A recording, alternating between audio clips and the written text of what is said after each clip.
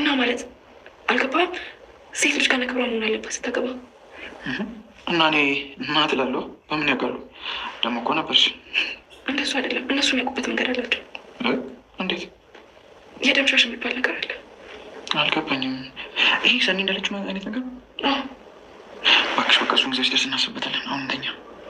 በቃ ፈጣሪ ያደረግነውን ያውቃላል። እሺ እኔ ህይወት ናይት እህቷ ላይ የደረሰው ነገር እሷ ላይ የአእምሮ ጠባሳ ስላስቀመጠባት አሁን የፍቅር ግንኙነት ለመጀመርም ሆነ ወደ ትዳር ዓለም ለመቀላቀል ፍላጎት ያላት አትመስልም። መራዊት የልብ ህመምተኛነቷ በናሆሚ ቤተሰቦች ዘንድ ተቀባይነትን አያስገኘኝም በማለት በጣም በሀሳብና በጭንቀት ትገኛለች። ቤተሰቦቹ ልጅ እንደወልድለት ይፈልጋሉ። አሁን ሰርግ እያለች ነው፣ ቀጥሎ ደግሞ ልጅ ትላለች። ይህን ነገር እንዴት አድርጌ ነው ማልፈው እያለች ከራሷ ጋራ ሀሳብ እያወጣችና እያወረደች ትገኛለች። ሰላም ጤና ይስጥልን ውድ ቻናል ቤተሰቦች እንደምናላችሁ በያላችሁበት በዓለም ዳርቻ ሰላማችሁ ይብዛ እያልኩኝ ዛሬም በአዲስ ቪዲዮ በጽናት ድራማ ተከስተናል። ናሆሜ የልብ ህመሟን እያስታወሰች የምትጨነቀው መራዊት እሱንም እያሳሰበው ይገኛል። እባክሽ የልብ ህመምሽን እያስታወሽ የሌለ ነገር ለማምጣት አትሞክሪ። በተሰጠን ነገር አሜን ብለን መቀበል ነው ያለብን። በሁሉም ዓለም ጎደሎ የሌለበት የለም። ይህን ደግሞ በጸጋ መቀበል ነው። ለእኔ ከምንም በላይ ትልቁ ነገር የአንቺ መኖር ነው እያላት ነው። መራዊትም ይህን ነገር ሁለተኛ አላነሳም የሚያስጨንቅ ከሆነ በማለት መልሳለታል። ሰናይት የክብሮምን ዶክሜንት ደብቃበታለች። ታዲያ የዚህ ቅጣት መሆኑ ነው። ቤት እያጸዳ ነው። አጽድቶ ሲጨርስም ጨርሻለሁ ዶክሜንቴን ሲጭኝ ቢላትም ቆይ 40 ደቂቃ ለምነኝና ከ40 ደቂቃ በኋላ ሰጥሃለሁ አለችው። ጊዜ ወርቅ ነው አትቀልጅ በማለት መረር ብሎ ይናገራታል። ምንም አታመጣም፣ የፈለገህን ያህል መለፍለፍ ትችላለህ እያለችው ነው። መጨረሻም ትግስቱን ሲፈታተነው በጣም ነበር የጮኸባት። ወረቀቴን አምጪ በማለት እሷም በድንጋጤ ተነስታ አምጥታ ሰጠችው። ለዚህ ነው ለካ እንደ ነፋስ ብትን ለሚለው ጥጋብሽ ነው እንደዛ ስትሆኝ የነበረው ይላታል። ታዲያ እሷም ጎረቤት እንዳይሰማ ነው ባክህ አለችው። ስራ ረፍዶብኛል ብሎ ወዲያውኑ ይወጣል። ታዲያ ይኮሰረታ ምን የላይ ሙድ ያዘ እያለች እየተናደደች ነበረ። ቅዱስና ኪራ ወደ ሬስቶራንት አምርተዋል። ታዲያ ቅዱስ የራሱ የሆነ ስብራት ስላለበት አሁንም ከጎኑ ቆሞ የሚያበረታታውና ካለበት ሁኔታ የሚያወጣው ይፈልጋል። ይኸው አማትክን ስታገኝ ረሳኸኝ አይደል አለው። በፍጹም ልረሳህ አልችልም አለው ኪራም። ታዲያ እኔ ለሰዎች እንጂ ሰው ለእኔ አይሆኑልኝም እያለ ነው። ብቻ ቅዱስ የራሱ የሆነ የሆድ ብሶት አለበት። ኪራም ነገ በጠዋት እንድንሸኛቸው እያለው ነው። ችግር የለውም እሺ ሳይረፍድ የቡና ሰዓት ሳይደርስ በማለት ቡና እንዴት እንደሚወድ ሙድ እያያዘበት ነበር። ቅዱስም የቡና ሰዓት ካለፈ ደግሞ ይቀረባል፣ ከመጠጣቱ በላይ ቡና ሰረሞኒው ነው ደስ የሚለኝ ሲል ነበር። ቅዱስም እናይትም ለመራዊት ብታይ ክብሮምን እንዴት እንዳቃጠልኩት ጨጓራው ጭስ ነው ያለው አለች። ለምን አንቺ ልጅ ግን እንደዚህ ታደርጊያለሽ አለቻት። እኔስ ጨጓራዬ ይጭስ አይደለ አለች። ሰናይትም ግርም የሚለኝ ነገር ኪራና ጽናትም እንደዛ ሲጨቃጨቁ አሁን የሚጓደዱ ፍቅረኛሞች ሆነው አረፉት።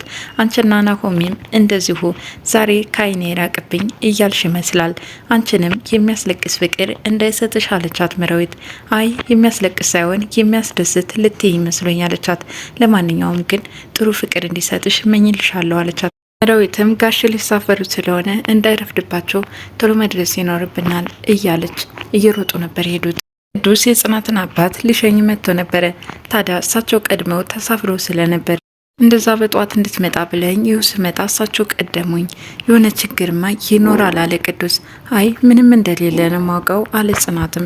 ኪራም እንደዚሁ አባቴ ለከብቶቹ በጣም ቦታ አለው። በዛ ላይ ደግሞ አካባቢውና ቀየውንም መለየት በጣም ነው የሚናፍቀው። ለዛ ነው የቸኮለው አለችው። ታዲያ ከእናንተ ጋር ከቆየ የሆነ ችግር ይፈጠራል በማለት ነኪራን ተሰናብቶ ሲወጣ ደረጃ ላይ ሰናይትን ያገኛታል። ሰናይት ምን ሆነሽ ነው ብቻሽን እዚህ የተቀመጥሽው? ችግር አለ እንዴ እያለ እየጠየቃት ነበረ። ቀርቧትም የእብዶች አለቃ እንደምትባይ ስምሽን አውቄልሻለሁ አላት። ሰናይትን በብስጭት ለምን ታቱ አያሰሩልኝም አለችው። እሱም ግንባርሽ ለታቱ አይበቃም ሲላት ነበረ። ሰናይትን በንዴት እባክህ ሂድ በቃ አለችው። ለምን ህይወትሽ ውስጥ ያለውን ሂድ በቃ አትይውም እያላት ነው። ብስጭቷ ከምን እንደተነሳ ሁሉን ነገር ተረድቶታል። በመጨረሻም አትናደጂ፣ ታገሺ፣ የታገሰ ጣፋጭ ይበላል፣ ያልታገሰ መራራ ይበላል በማለት ትቷት ሄዷል። ሰናይትም እዚህ ቤት ምነው ጥበበኞችና ፈላስፎች በዙብን እያለች ብቻዋን በምሬት እየተናገረች ነበር። ሰናይት በተኛችበት ክብሮም መጥቶ ኮሰረቴ እያላት ነው። በመጨረሻም ቀሰቀሳት። ድንገት ደንግጣ ተነሳች። ማን ከፍቶ ወደ ገባ? ቁልፉን ደግሞ እንዴት አድርገው ወሰድከው እያለችው ነው። ኪራ ቤት እኮ ነው የተኛሽው አላት። ኪራ ቤት ነኝ እንዴ አለች። ከራሷ ስትመለስም ቤቱን አስተዋለች። ከኪራ ቤት መሆኑንም አወቀች። ክብሮም ካጠገቧ እንዲተኛ እየነገራት ነበረ። እኔ ብቻዬን እዚህ ተኝቼ አንተማ እዚህ አተኛትም አለችው። እነ ኪራ የት ሄዱ በማለትም ይጠይቃታል። ኪራም ከክፍለ ሀገር የመጡትን የጽናትን አባት ሊሸኙ እንደሄዱ ትነግረዋለች። ወይኔ ሳልሸኛቸው በማለት ሲጸጸት ነበረ። የሰናይትና የክብሮም ንግግር ወደ ጭቅጭቅ እያመራ መጣ። እንደ ሚስት እየጠበቅሽ ስመጣ በጭቅጭቅ አትቀበይኝ አላት። ሰናይትም ደግሞ ባልመሆን አማረህ እንዴ አለችው። ባለመሆን ምን ያንሰኛል እያለ እዚህ ክርክር ላይ እያሉ እነ ኪራ ተሰብስበው ይገባሉ። ኪራም የእነዚህ ልጆች ጭቅጭቅ እኮ ሶስተኛው ዓለም ጦርነት ሊያስነሳ ነው እያለ ሲገረም ነበር። ሰናይትም ወደ ኩሽና ሄዳ ከጽናት ጋር እያወሩ ነበረ።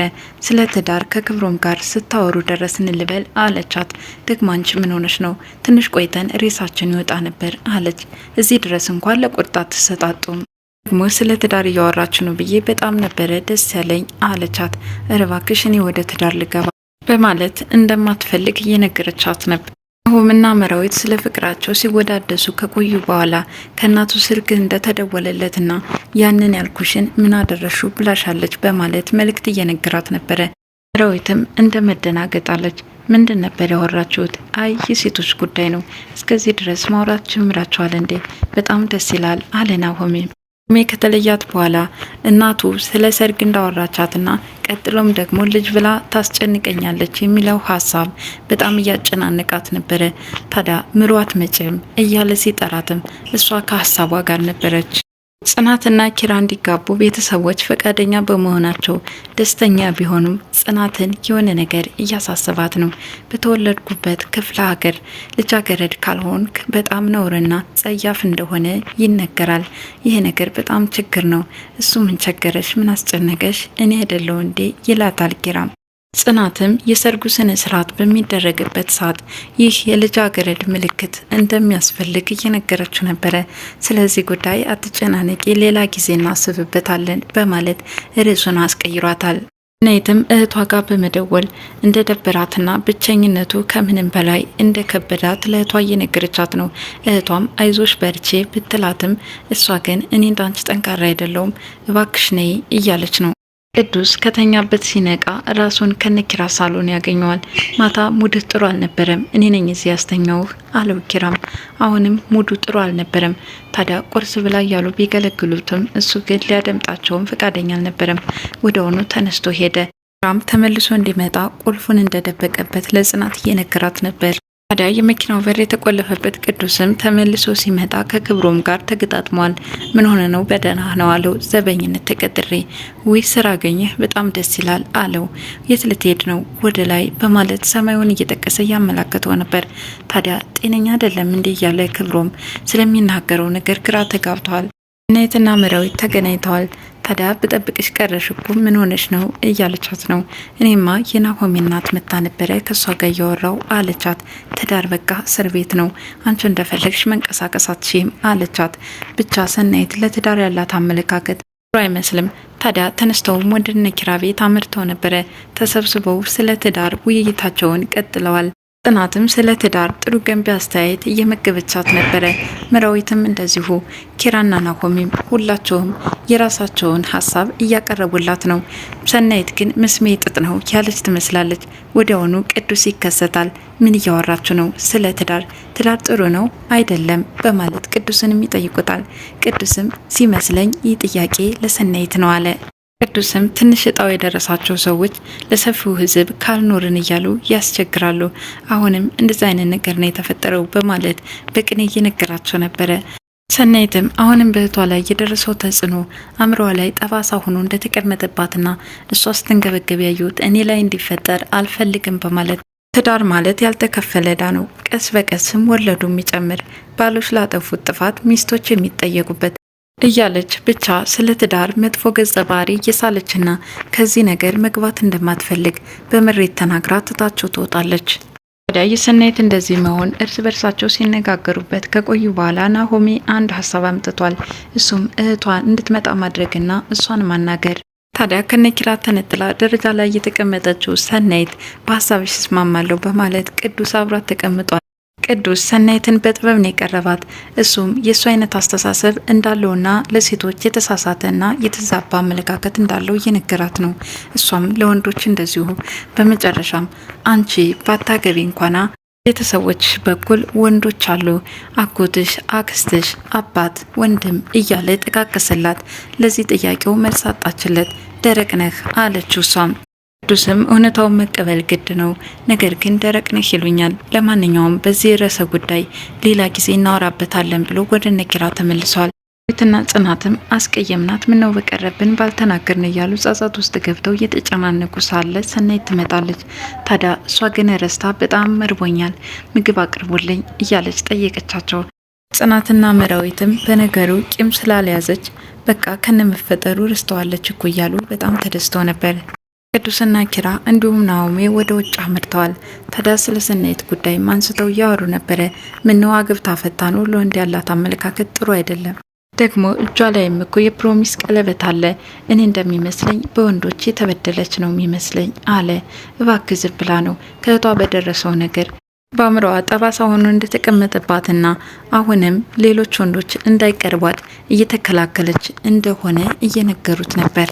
ለዚህ ነው እንዴ ፍራቻ እኮ በጣም ከባድ ነው፣ እናንተም ጊዜ ስጧት እያለ ነበር ቅዱስም።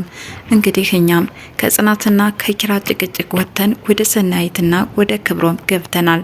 ምናልባት የእነዚህ ሁለት ልጆች ነቆራ ወደ ፍቅር ያመራ ይሆን? አብረን የምናይ ይሆናል። በሚቀጥለው ቪዲዮ እስከምንገናኝ ድረስ መልካም ጊዜ ይሆንላችሁ እያልኩኝ የዛሬው ጽናት ድራማ ይህን ይመስላል።